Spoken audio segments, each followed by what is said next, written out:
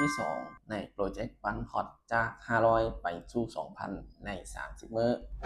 ตอนนี้ค่อยก็อยู่ที่หน้ากระดานเทรดของ Big Trade อยู่ในหน้ากราฟของ Dogecoin คือเก่าซึ่งรอบนี้ก็จะเป็นรอบที่2ของมื้อที่20ในการปันพอตมาเบิ่งนำกันว่าค่อยจะสามารถทำกำไรได้หรือบ่ออเดอร์นี้ค่อยจะไปที่ออเดอร์บาย1รอบเพราะตอนนี้มีแฮงซื้อพยายามผลักดันราคาขึ้นมา3แท่งแล้วแต่ว่าเป็นแท่งที่ค่อนข้างว่า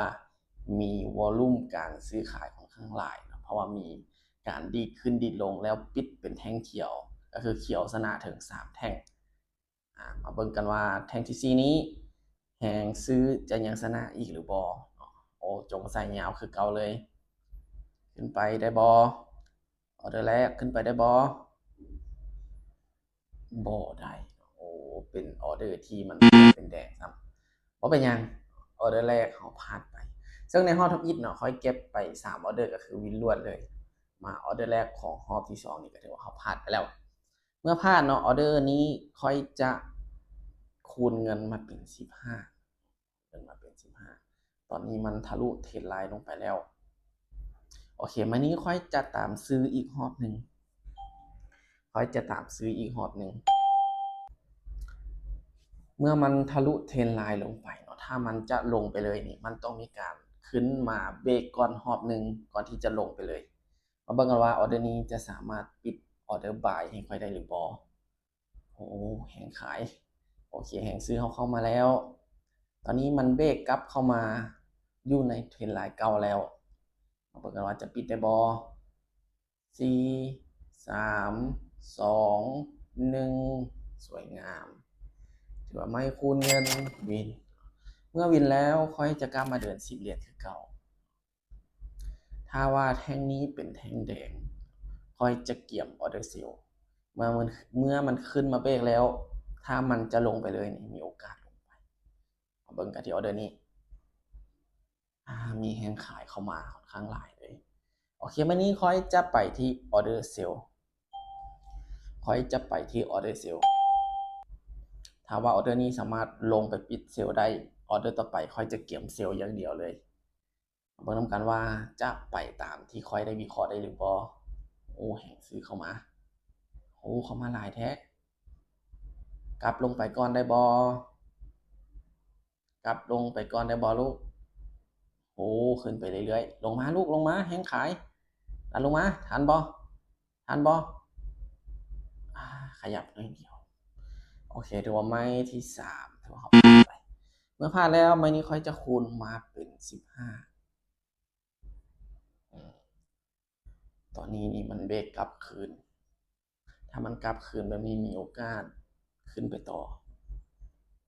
แต่ว่าไม้นี้เป็นแท่งที่ค่อนข้างน้อยไม้นี้ค่อนข้างเสี่ยงหลายเลย50-50ไม้นี้ค่อยจะไปที่ออเดอร์เซลพร้อมนึงมีโอกาสไปได้ทั้ง2ทิศทางเนาะแต่ว่าไม้นี้ค่อยจะขายไปก่อนเพราะมันยังอยู่ใกล้เทรนไลน์อยู่แต่ว่าแท่งนี้ขึ้นแท่งต่อไปนี่ค่อยจะเกี่ยมออเดอร์บายเลย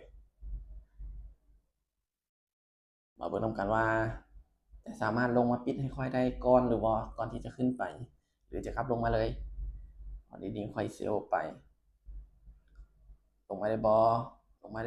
โอ้ขึ้นไปรวดๆเลยโอเคถือว่าไม้ที่2ค่อยพลาดไปตอนนี้ค่อยพลาดติดต่อกัน2ไม้ออกไปทั้งหมดที่4ออเดอร์พลาด3บินเพียงออเดอร์เดียวไม้นี้จะเป็นไม้คูณเงินไม้ที่3เขายังเหลืออีก2ครั้งในการที่จะคูณเงินมาลงแท่งนี้แทนซ้ำลงยาวเลยโอเคไม้นี้ค่อยจะตามแฮงของมันไปก่อนเนาะไม้นี้ค่อยจะจัดไปที่ออเดอร์เซลหรือออเดอร์ขายเพื่อนำกันว่าจะลงมาได้หรือบ่หรือจะได้คูณเงินเป็นไม้ที่4บ่อยากคูณเงินไม้ที่4เนาะลงให้ได้พอไหมนี้ลูกขอลงก้อนไหมนี้โอเคลงมาแล้วตอนนี้โอ้แหงขายบ่แข็งแหงพอเนาะลงมาลูกลงมาได้ยุลงมาก่อน อ๋อบ่แพ้เนาะแฮงขายบ่ชนะอ๋อตอนนี้นี่เจอปัญหาละเขาพลาดไป4ออเดอร์3ออเดอร์ติดเลยเหลือโอกาสอีกครั้งเดียวเท่านั้นถ้าออเดอร์นี้พลาดก็ถือว่าค่อยจะได้หยุดหรือว่าสต็อปลอสเพราะตอนนี้เขาจะคูณเงินมาเป็น65ออเดอร์นี้เลยถ้าออเดอร์นี้พลาดก็ถือว่าค่อยจะได้หยุดวันนี้ค่อยจะไปที่ออเดอร์บายจัดไปที่ออเดอร์บายถ้าว่าออเดอร์นี้บ่สามารถขึ้นได้ค่อยก็จะได้สต็อปลอสขึ้นไปลูกขึ้นไปขึ้นไปลูกขึ้นไปขึ้นไปขึ้นไปสั้นแหละจะดีลงมาเด้อขึ้นไปก่อนขึ้นไปก่อนออเดอร์ตัดสินถ้าพลาดก็คือจะได้หยุดถ้าวินเขาจะได้ไปต่อโอเคขึ้นงามๆเลยลูกโอเคสวยงามไหมนี้แต่ว่าเป็นไม้คูณเงินไม้สุดท้ายแต่ว่าไม้นี้เขากลับมาวินโอ้กินเต็มเลยสวยงามเมื่อวินแล้วค่อยจะกลับมาเดิน10 เหรียญคือเก่าถือว่าเป็นอีกมือนึงเนาะที่ได้คูณถึงไม้ที่4เนาะเป็นไม้สุดท้ายมาเมื่อวินแล้วจะกลับมาเดิน10ถือว่าเขารอดไปเกือบได้สต็อปลอสมาที่ออเดอร์นี้เลยหมูแห้งซื้อยังหลายอยู่มันนี้ค่อยจะตามไปที่ออเดอร์บายอีกรอบนึงจัดไปที่ออเดอร์บายอีกรอบนึงมาเบิ่งนำกันว่าจะปิดได้หรือบอตอนนี้ค่อยกำไรอยู่ที่39.5ถ้าว่าออเดอร์นี้วินค่อยก็จะหยุดเพราะว่ายังเหลืออีกประมาณเหรียญ2 เหรียญนี่แหละจะถึงเป้าแต่ว่าเขาจะบ่บึกไปต่อเพราะเกือบพลาด4 ไม้แล้วเมื่อกี้นี้5 4 3 2โอ้ทูดีดวิสุดท้ายเกือบหอดเป้าละอีกน้อยเดียวเนาะถ้าวินไว้นี้ก็ถือว่าค่อยจะหยุดละได้ประมาณ48 เหรียญอีก2 เหรียญจะหอดเป้าแต่ว่าไม่มีผัดดันมาพลาดซ้ำดีดวิสุดท้ายซ้ำมาเพราะเป็นยังวันนี้ค่อยจะคูณเงินมาเป็น15คูณเงินมาเป็น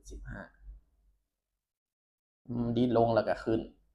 มาวันนี้ค่อยจะไปที่ออเดอร์บายอีกรอบนึงซื้อไปอีกรอบนึงยังบ่ยอมจัดไปที่ออเดอร์ซื้อขึ้นไปได้บอลูกขึ้นไปได้บอแหงซื้อมาเต็มขนาดนี้ขึ้นไปโอเคขึ้นไปขึ้นไปขึ้นไปอย่าได้เจ้าได้ดีดวิสุดท้ายคือเมื่อกี้บ่เอาได้ขึ้นไปลูกขึ้นไปเหลือเวลาอีก5 4 3 2 1สวยงามหรือว่าจะดีลงมาอีกเนาะถือว่าไม่นี้ไม่คูณเงินเฮาวินเนาะเมื่อวินแล้วค่อยจะกลับมาเดิน10คือเก่าซึ่งตอนนี้กำไรค่อยน่าจะบ่ถึงเป้ายังเหลืออีก6 จุดปลายค่อยจะไปอีกออเดอร์นึงถ้าว่าออเดอร์นี้วินก็ถือว่าค่อยจะฮอดเป้าเลยถ้าว่าพลาดก็จะได้คูณเงินอีกโอ้แหงซื้อมาแบบงามๆเลยมานี่จัดไปที่ออเดอร์บายอีกรอบนึงจัดไปที่ออเดอร์บายอีกรอบนึงตอนนี้มันขึ้นมาใกล้ถึงฐานแนวต้านตัวเก่าแล้วตัวนี้ตัวนี้แต่ก็ยังเหลือช่องว่างที่จะขึ้นไปอีก1 แท่งโอเคขึ้นมาแล้วตอนนี้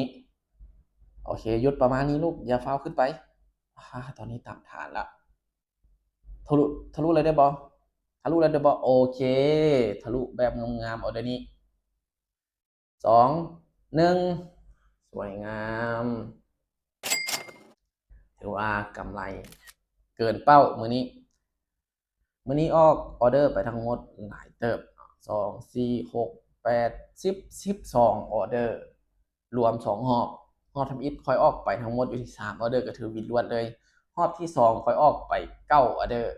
วินอยู่ที่4พลาด5ออเดอร์อัตราวินเลทมื้อนี้อยู่ที่58.33กำไรอยู่ที่53.25เกินเป้ามา3.25ป้อนกำไรก่อน53.25ถือว่ามื้อที่20ของการปั้นพอร์ตก็ถือว่าค่อยสามารถเก็บได้ฮอดเป้าออกออเดอร์ไปทั้งหมดอยู่ที่12ออเดอร์วินทั้งหมดอยู่ที่7ออเดอร์พลาดอยู่ที่5ออเดอร์อัตราวินเรทค่อนข้างว่าโอเค สุดท้ายทุกๆการลงทุนมีความเสี่ยงผู้ใดที่ยอมรับความเสี่ยงบ่ได้ข้อยบ่แนะนำให้เข้ามาในวงการนี้เพราะว่าความเสี่ยงมันสูงแรงผู้ใดที่ยอมรับความเสี่ยงได้อยากเข้ามาศึกษาเรียนรู้สามารถทักเข้ามาปรึกษาได้ข้อยพร้อมให้คำแนะนำ